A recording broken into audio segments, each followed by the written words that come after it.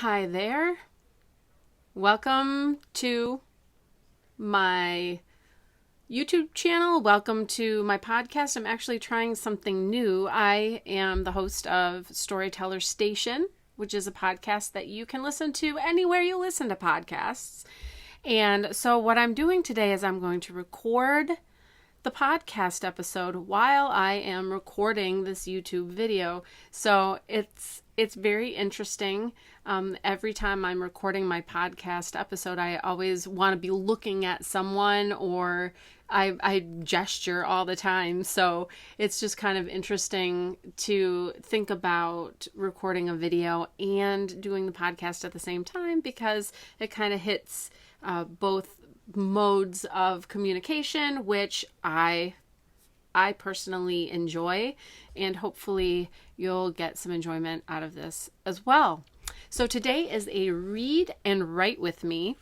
And so what I thought we would do is we would go through one of my books. And since we've got some time here, as we are socially distancing ourselves from one another physically, but this way, electronically, we can be together and we can work on some things together. So I thought it would be fun to take my book, The Servant Prince. This is the first book in the Sage Cheval series. It is a middle grade fantasy series. And what I wanted to do today was read through the prologue and maybe one or two chapters. And each time what we would do is we would read the segment and then talk about what happened in the segment. Not necessarily the plot points, but or like, oh, he said this, she did that kind of thing. But we would say, okay, introduced the main characters or introduced the problem, those kinds of things. And then we could write. So we don't have to be on camera to write. I will read a little bit and then we'll talk about maybe what our writing assignment will be. And then I haven't decided if I'll do a midweek kind of check-in to see how you're doing on this assignment, or if I'll just do weekly videos and weekly podcasts, because I usually post my podcast every other week. And so because we have so much more time inside with one another now, I thought that perhaps, increasing the communication would be a good thing. So I am about ready here. I'm going to get my reading glasses because I thought I could do this without them, but nope. So here we are, the reading glasses, and I'm ready to go. Okay, so in every one of these books, I do start out with a prologue. And in the first book, because there were such a number of characters, I did decide to add a cast of characters in the book so that people weren't completely confused. You, the reader, were not completely confused. And honestly, if you are writing in a series, or if you're writing a book that has a lot of characters, it's in your best interest as the writer to keep that log, keep that cast of characters, so that you don't have to keep the information in your brain. Now, what side was his dimple on, or what color was her hair, that kind of thing. You've got it already in your cast of characters. Now, I don't say, oh yeah, she's the redheaded princess in the cast of characters. So there is a series Bible that you can keep on the side. So that would be a whole other topic, a whole other discussion. So let's just start out. We'll just skip the cast of characters. And I have a little introduction where there's a quote that I use from these lands that I've created. The villages all have their own little cultures within them, and there are a number of villages within the kingdom. And so each book is set in a different location in the kingdom. And so then I start with different quotes. And so this quote is from a song of the village of Valea, And it says, I will go where I must go and be what I must be, all for the love of thee. And then found in ancient scriptures, 1 John 4:18 says, there is no fear in love, but perfect love drives out fear. Prologue. The king looked around him. Everyone in the great banquet hall was weeping. Their king, he's the king. Let's try this again. The king looked around him. Everyone in the great banquet hall was weeping. Their queen, his beautiful queen, was dead. The plague had taken her. Even as she had been here to nurse all those throughout the villages who were suffering and ill, Queen Amelia herself had become ill. There was nothing he could have done for her, and nothing he wouldn't have done if he could have. But what would he do now? The king walked with purpose through the village hall, his boots thundering echoes that bounced off the stone walls. The people of the village of Vallejo were all huddled together, comforting one another as they mourned their losses. They watched their king walking away. His pace quickened as he neared the door, threw it open, then closed it with a bang. Once out of the dark and crowded place, he hurried to his horse's side. It was raining, but he did not feel the beating of the rain on his bronze, weathered face. He did not take notice as the drops pooled beneath his warm green eyes onto his full cheeks. He didn't care that the rain ran down the length of his brown mustache and beard. He mounted his steed without a moment's hesitation and commanded, "Magnificence, as fast as you can to home." Magnificence was no average horse. He was the oldest of the Sage Cheval, a lineage of horses known to be the oldest and wisest of all the horses in the land. It was said the Sage Cheval knew the minds of their riders, almost as though they could read their thoughts, but most certainly could sense their emotions. Not only that, they had been known to speak out loud when the occasion demanded it and their rider required it. This was one such occasion. Magnificence spoke as he breathed rapidly. "I sense your fear, my young man. Fear causes one to do irrational things. I encourage you, proceed with caution. Perhaps rethink what it is you are about to do."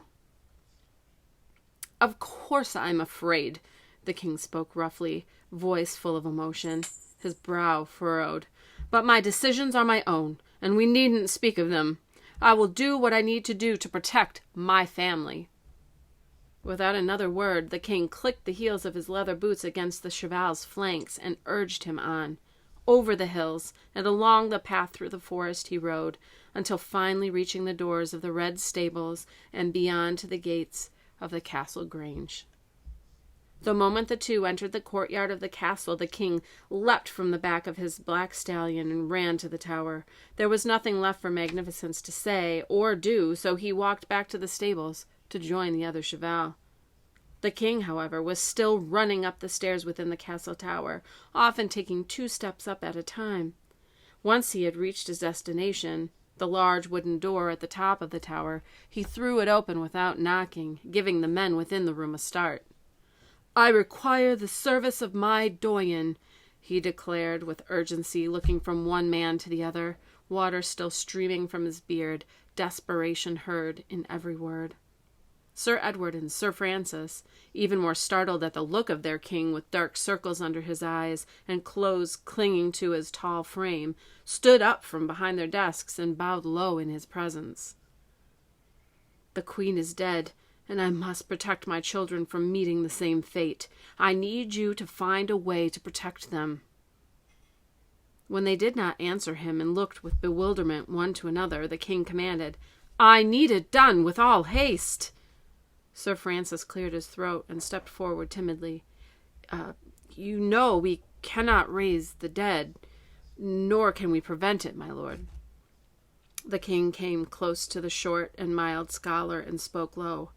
"Find a way to protect my family." "Yes, my king." The doyen, the scholars of the kingdom of Monde, were of the king's closest counsel. They provided guidance and used all of their knowledge and study to find an answer for their king whenever he required it of them. They would seek out an answer now, as instructed. In the dark recesses of the highest tower in the castle grange, where their library was kept, they sought an answer among the scrolls, books, and texts they had at their disposal. They pored over every written word they could find in the castle, in the kingdom, and there was no way that they could find that would guarantee the health, wellness, and protection of the king's 6 children.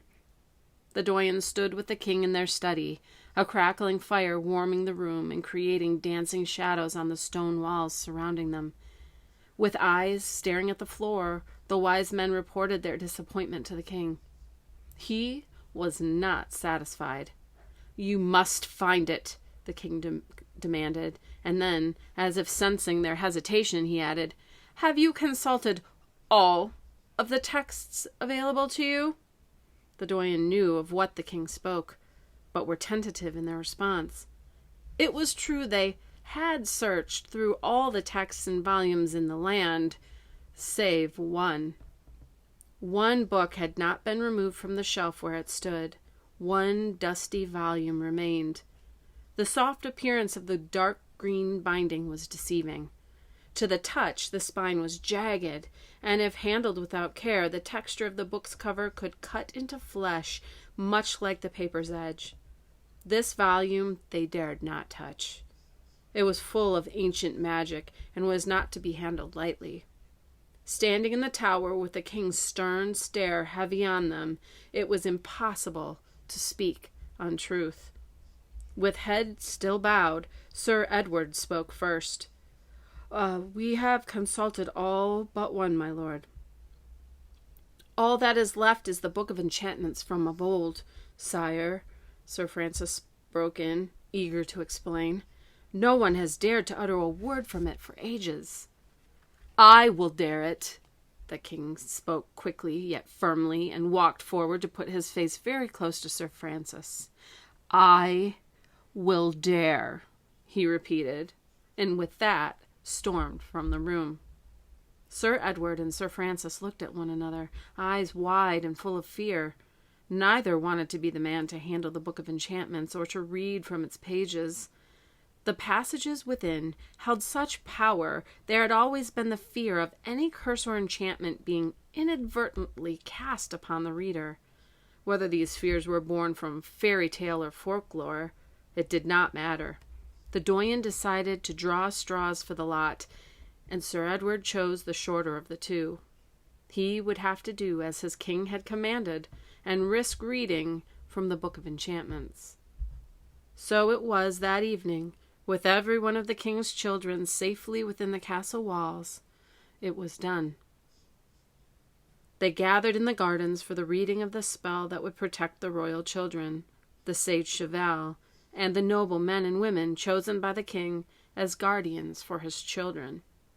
They all gathered in the courtyard just beyond the gardens, amidst the heather and lilac, on a misty evening.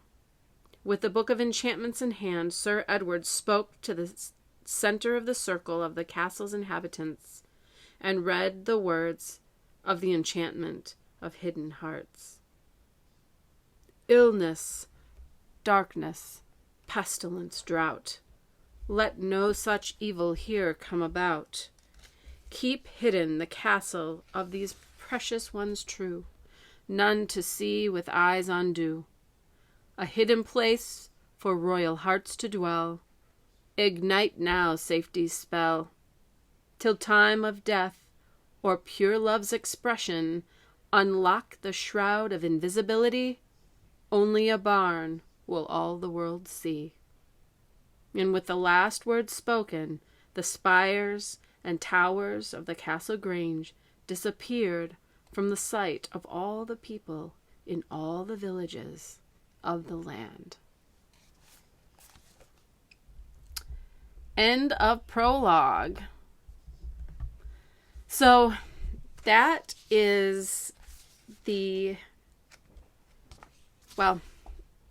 that I like to start all of my books with a prologue, and I know that there's some conversation regarding the benefits of, oh, that did not work well. The benefits of flashbacks. And I consider this kind of solidifying the story rather than a classic flashback. And you will find in my stories that there are some flashbacks. And I think that we'll go ahead with chapter 1, just so you can see what I mean by the fact that there are some flashbacks.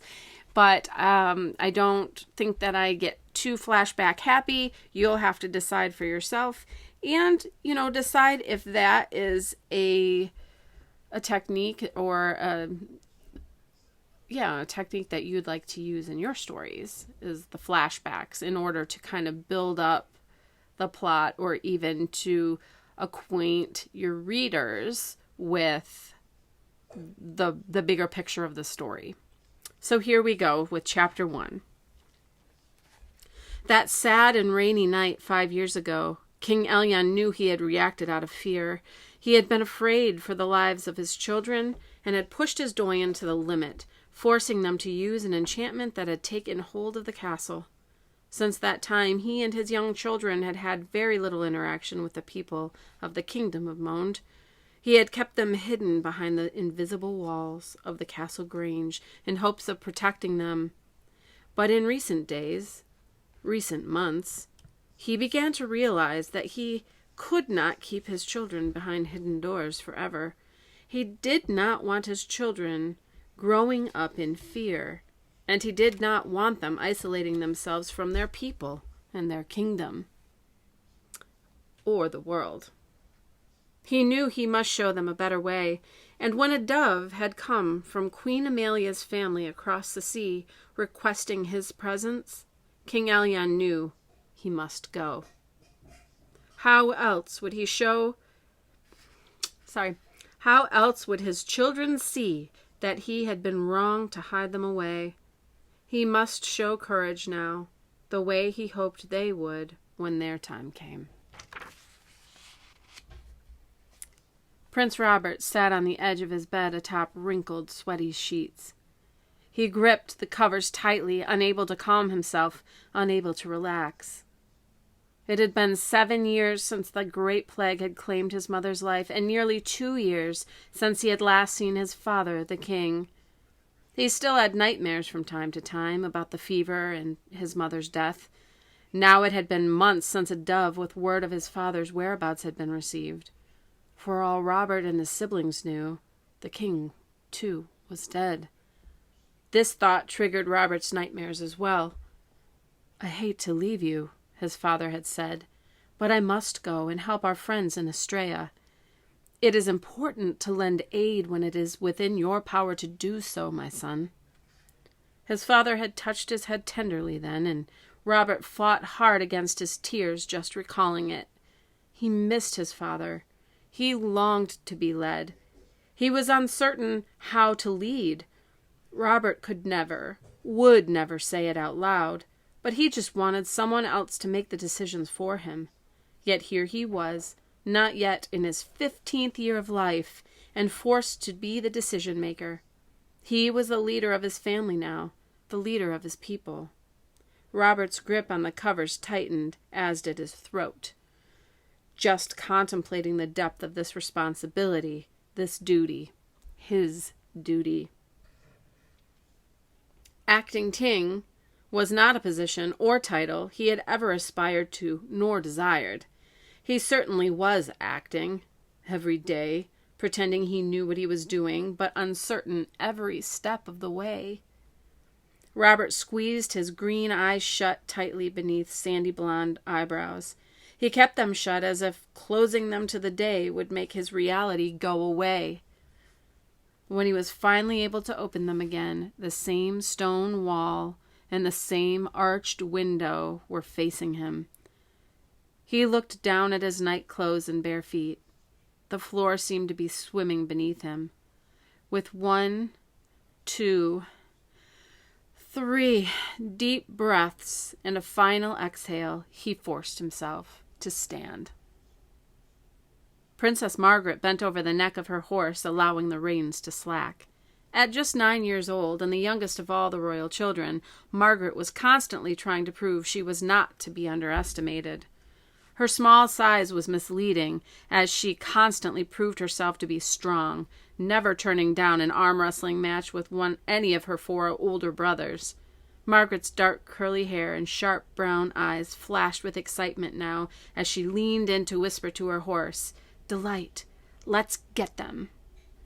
Delight, being the youngest of the sage cheval, and Margaret were the perfect pair.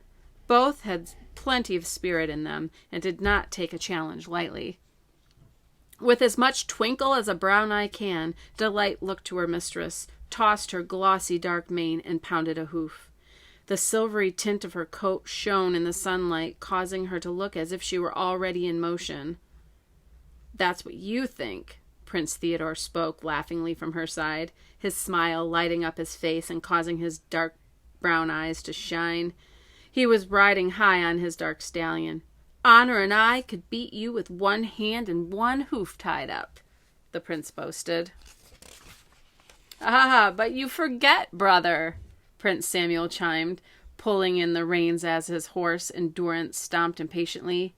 At age 13, Samuel was younger than Theodore only by several minutes, but in appearance they were not twins. He had lighter features than Theodore and had a dimple in his right cheek that showed with the slightest grin.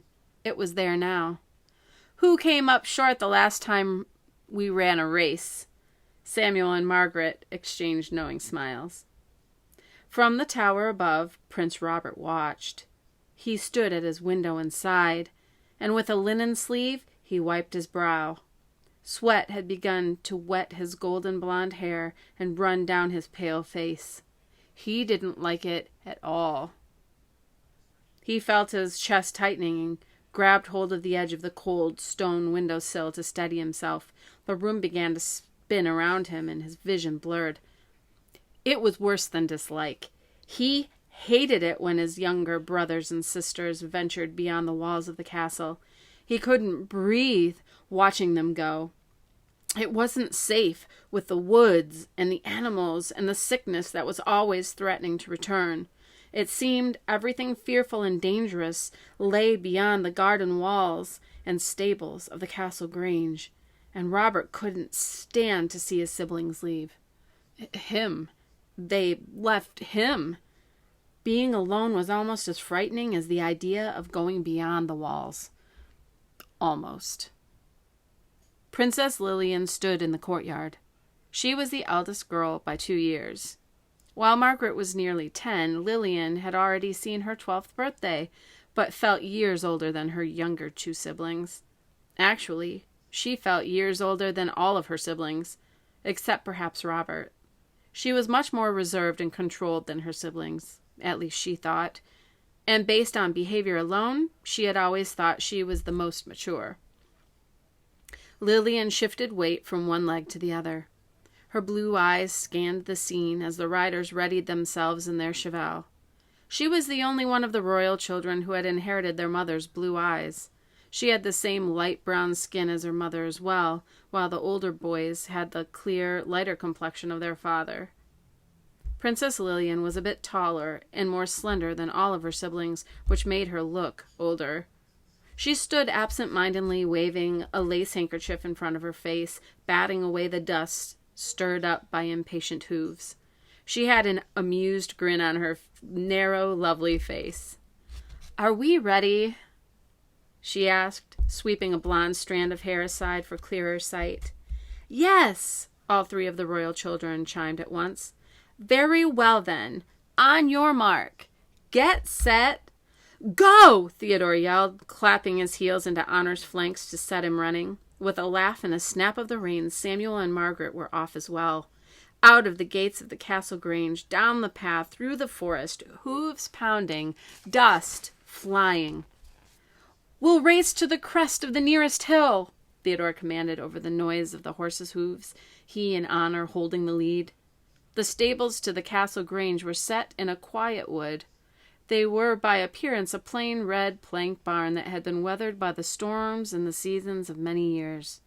Those who lived beyond the wood that knew of it said it had stood for as long as they could remember. Others told of a time when peaks and towers could be seen just beyond the stable roof. That seems like ages ago, they would say, but to most, the tales of towers and spires beyond the red plank barn were just that, stories. But the towers and the spires were there, unseen. Also unseen, directly to the left of the stable, were the gates of the castle grange, once gilded and grand for all to see, now cast into enchanted shadow and only visible to the royal family. Beyond the forest, where the stable was neatly situated, were a series of hills and valleys peppered with a number of small towns and villages that eventually led to the Beaumare Sea, where the royal children had watched their father set sail for the land of Astrea almost 2 years ago. The horses galloped, and the children laughed as they neared the crest of the first and tallest hill, their finish line. They expected to see hustle and bustle below them, the workings of an average day in the village, but the sage cheval and the children's cheers were stopped short at the sight of the village below. It was quiet, eerily quiet. The center of the village, the fire circle, seemed to be desolate, and the wood in the fire pit was black and burnt out. The streets were empty, except for the occasional Valayan walking between cottages with buckets of water or arms full of linen.